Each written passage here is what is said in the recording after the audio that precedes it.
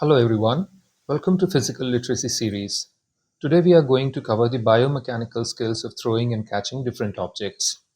We are going to look at two fun games for both adults and children who are more than 8 years old. These can be used for introducing the theme of throwing and catching or providing fun ways to practice it. Let's look at the first game, Dodge the Disc. In terms of equipments and players, we just need a frisbee for the first variation. In this variation, 11 players play in a group as individual players only. The second variation is played between two teams with 8 to 10 players in each of the teams. We also need a stopwatch or any clock to time each team dodging or throwing. Safety is very important in this game as it involves hitting your opponent by throwing a disc. It must be made sure that disc is not too big or heavy, and similarly it should not have hard or sharp edges.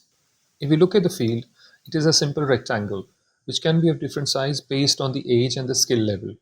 It mainly has two parts. One is the throwing area on both the sides of the ground where throwers stand. In these areas on both the sides, 4 to 6 players can stand, and then we have a central standing area or dodgers area where players dodging the disc are supposed to stand. If you look at the dimensions, these can vary based on the age and skill level as well. If you look at the length, it can range between 10 meters to 20 meters, and similarly width can vary between 5 meters to 10 meters. The first variation is a non-competitive group game. The main objective of the throwers is to hit the players in the middle with the frisbee. And for the dodgers, it is to remain in the middle without being hit for as long as possible. Basic rules include that players throwing the frisbee are not allowed to cross the throwing line, and as and when a player is hit, he or she becomes a thrower, and the player who has hit the dodger would get a chance to play as a dodger in the middle. From the point of view of learning strategy, players learn that if they try to hit a dodger with each throw, there will be many drops, resulting into giving a lot of time to the dodger. Hence, they must continuously try to pass the frisbee to each other at waist height as quickly as possible, catching the dodger off guard, resulting into hitting more players. Let's have a look how this game really looks like.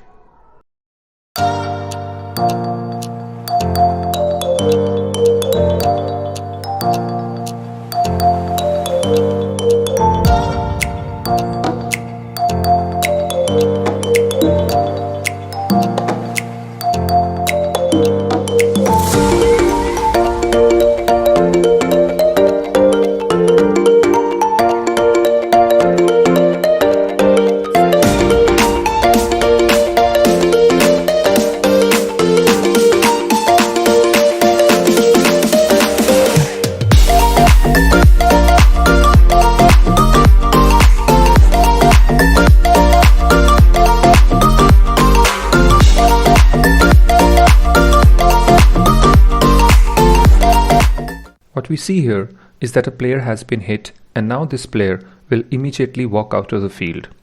In the same manner, when all three players are hit, they will go and replace the throwers, and the players, those who were able to hit the dodging players, would come in the middle and the game would restart. So we can see that it is also a non-ending game which can be played for as long as players want to play. This process can be repeated.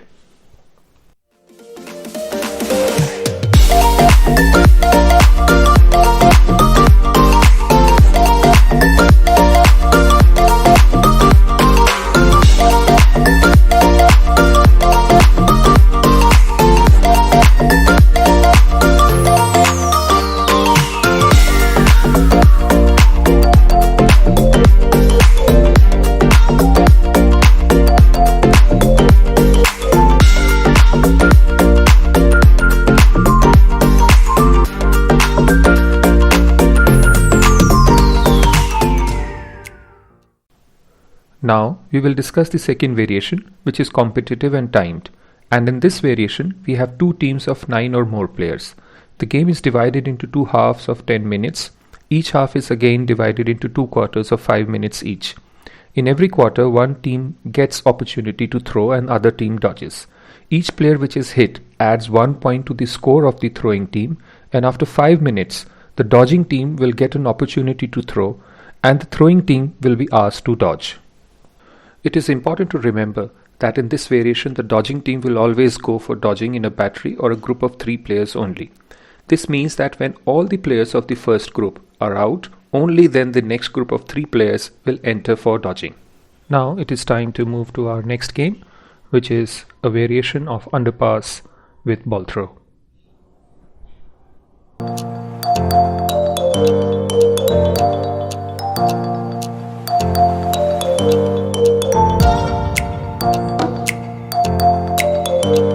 This game is a variation of another game also known as Tunnel Rush. If we look at the equipments, we just need 2 balls which can be of different sizes as per the preference of the players, and 2 cones. If 2 teams are playing, if more teams are playing, then number of balls and cones will increase by the same number. This is a competitive game which can be played in both timed and untimed manner, and with regards to number of players, it is pretty flexible, though it is best played with minimum of 5 to maximum of 10 players in each team. For the timed version, the main objective is to make maximum throws in the given time, and for the untimed version, the objective is to do one complete rotation in least possible time or before the other team in the game. The starting point for both the team is as shown in the picture. If 2 teams are playing, we will make the lines parallel to each other in the following manner. The initial line behind which all the players of both the teams are going to stand, as shown earlier in the picture, is called starting line. The first player behind the line would have the ball and he or she would start the game. We have the other line which is around 10 to 20 meters from the standing line, called the throwing line, from where the ball will be thrown back after running till the cone and coming back to throwing line. Now let's look at the rules or steps to be followed for playing the game. Let's first understand the basic steps of the play. At the start of the play, all the players are supposed to stand in the position behind the start line. With the signal for starting the game, player who is standing in front of the line would start running with the ball. He or she would run towards the cone and would go around the cone and then reach the throwing line. After reaching the throwing line, he or she would throw the ball to the now in front player of his or her team.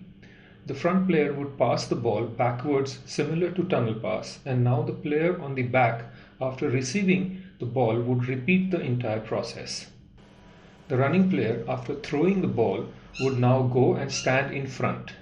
This process can be repeated till the decided time, and one successful throw would count as 1 point for the team.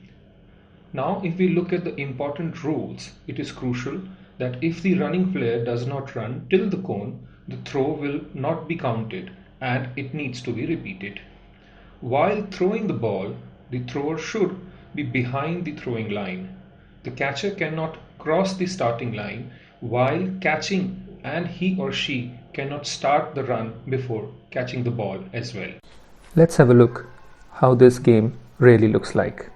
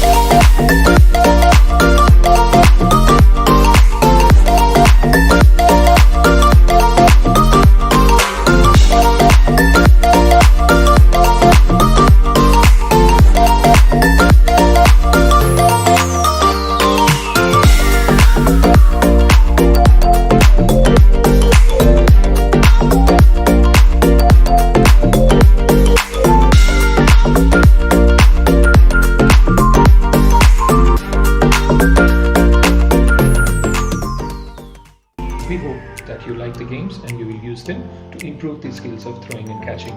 See you with some more games.